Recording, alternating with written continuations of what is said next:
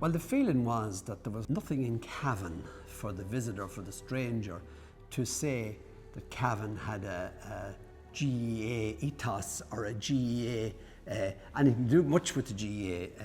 I suppose the book then opened his career up to a lot of people, and this idea of commemorating a former footballer became, during COVID it became something that was more talked about, shall I say, and a few people got together who considered the idea worthwhile. A few friends, Lachlan Egan, Paul Fitzpatrick, Arthur Sullivan, got a couple of more people on the committee, and the idea took off from there.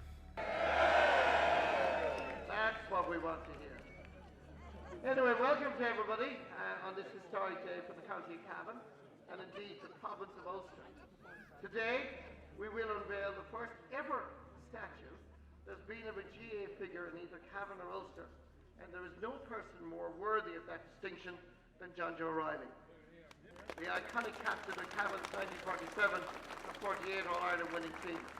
Yeah, well, Gallant comes from the song, and the song was written by a man from Swadlinham Bar, Peter Albert McGovern, and he called the song the Gallant John Joe, and it's a name that has stuck really since. And I suppose in many ways it does describe John Joe, because he was a gallant, decent, gentle man.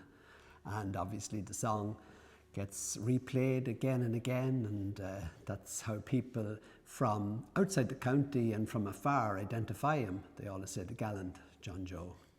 As a committee, we were determined that this piece, this celebration of John Joe O'Reilly, would not be confined, but should be in a prominent and public location, to emphasise that the legacy of John Joe O'Reilly was not only on the playing pitch, but that his legacy is an integral part of the story of our county, that the GAA and the part that it plays in our county and indeed our country is not confined to county stadiums or sporting grounds.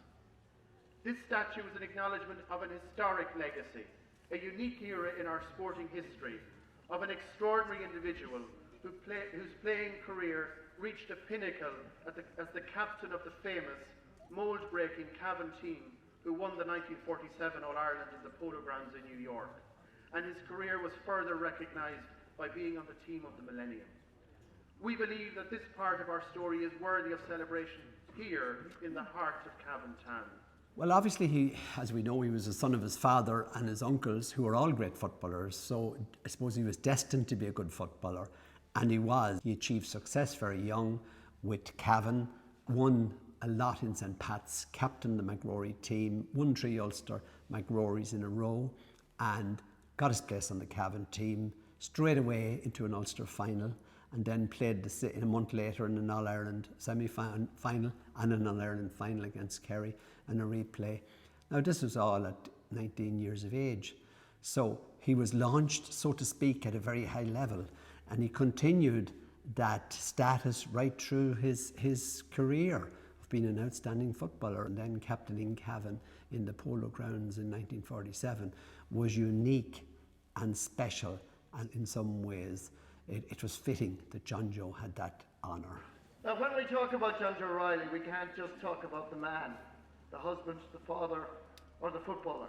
We also have to remember John Joe O'Reilly, the officer. For the army was a huge part of John Joe's life. At the time of his appointment, when he was just 27 years of age, John Joe was the youngest ever commandant in the history of the Defence Forces.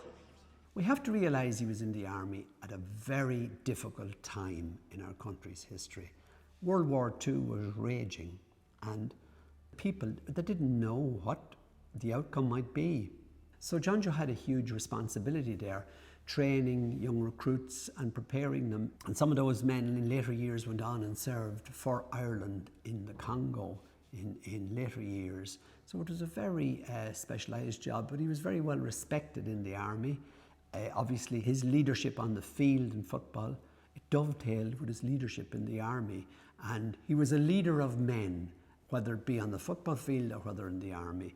And I think in the army he did a very, very significant, worthwhile job. As a soldier and a sportsman, John Joe epitomised the values that are the bedrock of the Defence Forces. In modern society, we like to codify everything, and the Defence Forces are not immune to that. When you hear these values read out, you will immediately think of Commandant John Joe O'Reilly. Respect, loyalty, selflessness, physical courage, moral courage, and integrity. You will think of a leader of men in both his professional and sporting life. If the truth were known, you can imagine those codifying our values were looking up at John Joe's picture and saying, that's who we want all our soldiers to be like. Playing the All-Ireland final in New York in 1947, I would say perhaps the most radical decision ever taken by the GAA. Well, it was to celebrate the 100th anniversary of the famine, 1947. It was a sort of a gesture towards the Irish in New York who had, their parents or grandparents had emigrated. But that was a radical decision to actually bring the All-Ireland final to New York. You can imagine if they did it nowadays.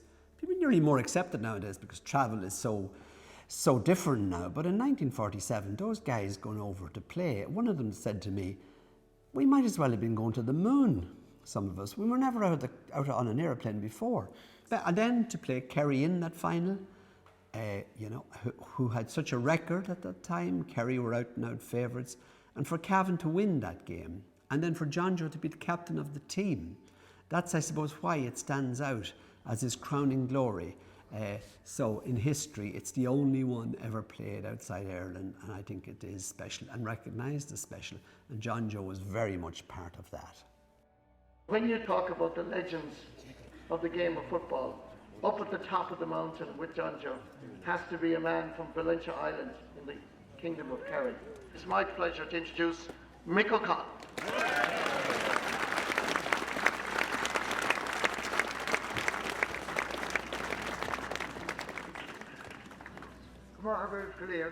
I'm delighted to be present here today and thank the committee for the John Joe O'Reilly Memorial event to be present here.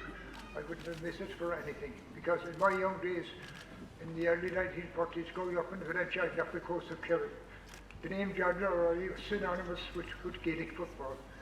Immediately through the great broadcast of the great Micheál O'Reilly, which many of the older people here would have heard of. He brought the game home to many, many of us. That's what inspired us to play the game of Gaelic football, which John Joe, we've already heard, was a pillar of that game. There's another very special reason that I came here, and it's a very nostalgic trip for me here today because I came here many years ago, and the name O'Reilly is very close to me. My wife, Roseline, was a native of Poles out the road there, and she was an O'Reilly as well. So the name is very, very, very close to me here in Cavan. He got an injury playing in the club championship in Kildare in around May, I think, May 1952. And it was a kidney injury. He wasn't well during the summer. He needed to have surgery, and I suppose it was kept putting it off, maybe. But he eventually had surgery in the Curragh Medical Hospital in the Curragh camp. And he had recovered, was doing okay. Some of the former Cavan footballers visited him and thought he was doing well. And then seemingly a clot set in, and he went down very rapidly and he died quickly. He was going to be transferred. He was being transferred from the Curragh to the Mater, and he died en route. He was 34 years of age, so he was, yeah, and he left a wife and 4 small children. It is a great honour for all the O'Reilly clan, far and near. All of our mam and Breffney and Brian would have been so proud. Thanks to the committee that dreamed up this idea and saw it through to fruition today. We want to thank all the people that contributed financially, the raffles, donations, and of course the very enjoyable night in the Helix. Only for the great financial support of so many people, this project could not have proceeded. The joy of the unveiling is that it will ensure he'll be forever part of your history, not just DA history, but Cavan history. And I've no doubt it will become a very, very important civic monument. And when allied to the museum that was opened a couple of weeks ago in Breffney, it's a continuous reminder of the great tradition of the GAA that you have in this county, and long may it continue. It's probably about time that you got another Sam Maguire back here at this stage. So my message to the modern team of Cavan is live up to the talents of the great John Joe gentleman and get on with it.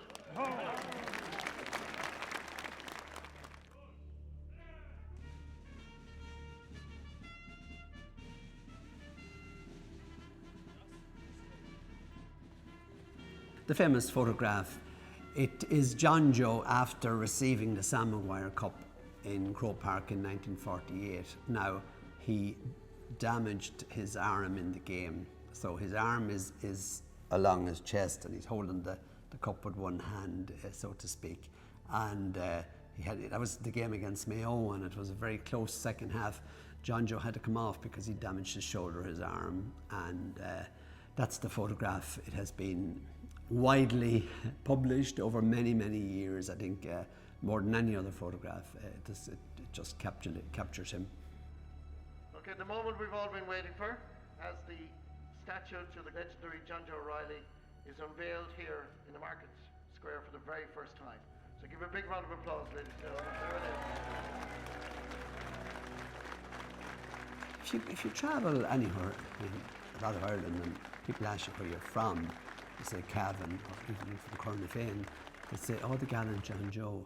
So it's nice that the younger generation that wouldn't obviously have known that much about him now see this figure there that is him, and hopefully it will inspire many of them to continue playing sport and hopefully emulate his achievements, or at least try to. As you know, the GA is very important in Cavan, and people spend a lot of time at it and play it and enjoy it and work at it and so on and so forth. And the expectation always is that Cavan will win Ulster championships, or hopefully in All-Ireland. I know it's a long time away since they have won an All-Ireland, but it's not that long ago since they won an Ulster. So hopefully the deeds of the men of the past will inspire the youth of the future. If it happened once, it can happen again.